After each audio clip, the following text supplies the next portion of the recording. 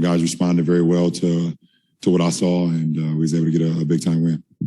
And then, just, of course, you had the tweet the other day and wondered what you saw effort energy-wise and if Stanley epitomized some of that tonight, including late. No, I mean, I think we all understood it. We understood that our effort and energy wasn't where it needed to be. In the Denver game, in the second half of the Memphis game, and then the other game we lost. Just that wasn't playing, to our capabilities, but we weren't giving maximum effort. So, that starts from me as a leader of the team. And, so just taking the onus, letting Laker Nation know it wasn't about anybody. It was about our fans and the people that ride and die for the Lakers every single day. Let them know that I got this and it wouldn't happen again. LeBron, what's satisfying or I don't know if that's the right word, but what do you take away that's positive from this that makes you feel like there's a group that's still responsive? No, I mean, every day is its own challenge. And now we have the challenge of how we get better the next day and then come in on Wednesday and be better for Indiana. So, I love the way we responded. We had a great shoot around this morning. We had a great game plan, and we executed as close to 48 minutes as we've done all year. So, I love the way we responded today. And, like I said, Wednesday will be another challenge for us, and we'll see what happens. LeBron, I'm just wondering a little bit more. We didn't hear from you after the game in Denver. You didn't speak with us. Was that because of? Did you need some time to collect your thoughts on kind of that loss? And I'm just wondering how that loss sat with you personally. No, I had time to collect my thoughts, but I didn't like what was going to come out of my mouth. So I decided not to speak with you guys because I understand that some things that I say can be everywhere. So I didn't want that for my teammates at that point in time. So I decided to just keep it to myself. You want to tell us now? No. Russ had a pretty emphatic dunk on Rudy. Wondering what you saw in that play, and do you sense that some things are coming together for Russ and finding maybe some swag, maybe some? No, it was just an explosive play and that he had, and it reminded me of the play last year he had against Biombo in Washington. When he turned that lane going left, and he got that 1-2 down, and he's just able to just attack the rim. He wasn't going in for a layup or going in for a floater or going in for anything else besides attacking the shot blocker. And that was electrifying. It was big time. I've seen the replay over and over, and it was a phenomenal play. LeBron, effort is obviously such an intangible, and I think that's something that you've been consistent with always throughout your career. When you sent out that tweet making that promise, what did you say to the team, or what did you have in mind to say to the team? I didn't say anything to the team. It's my accountability, holding accountability for myself and my teammates.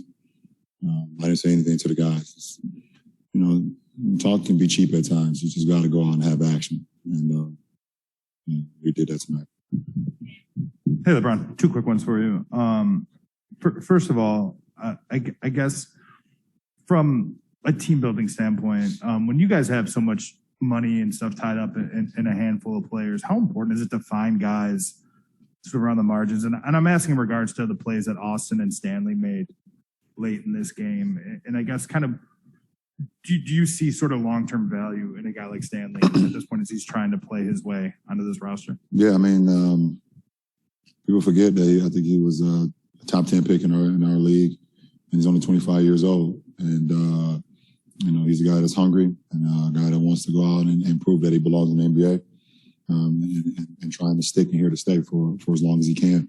And then, obviously, we got a gem in Austin, and bringing him on board. I was obviously, I watched a lot of film on him when we was able to acquire him. And I know what type of players I like to play with. And I knew right away that he would make an immediate impact on our ball club, probably before himself and probably before our coaching staff and a lot of our other teammates. If we would have talked to you on Saturday, one of the things we would have asked you about was what Magic tweeted. I'm curious if you just had any response to that, if that's something you agree with, sort of his sentiment about the energy levels in this point. No. Ron, how do you guys take what you guys did tonight, the way you played, with you from this point forward, no matter who you play against? Every day is its own challenge. You can't take, you watch the film, you see ways that, you were good and other things you could have did better, but we had some juice tonight. We played to our capabilities. We followed our game plan, but every game is its own challenge. You have different game plans for different guys, different teams, no matter who you're playing. So, we would love to, try to get into a great streak, but we got to go out and just play these games. We got to plan. We got to live in the moment. And we can't think about, okay, well, this is what we did last game. It's going to work this game. That's not how I go. You play each and every game and you try to be as great as you can there.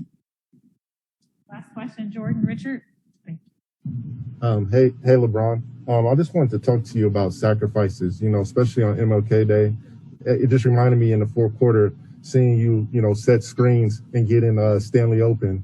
And I just kind of wanted to tie that into MLK Day and what it means for you, playing on this day, getting the win, and just the sacrifices MLK did. Well, it's an absolute honor to be able to play on MLK Day. I mean, listen, what he stood for, what his family stood for, when you talk about sacrifice and equality and, and all of us being able to walk the same life, with love and not hate, or trying to walk that, that's the most important. The guy was just, he was before his time, and he lived not only for the present, but for his words and his passion and what he lived for to live forever.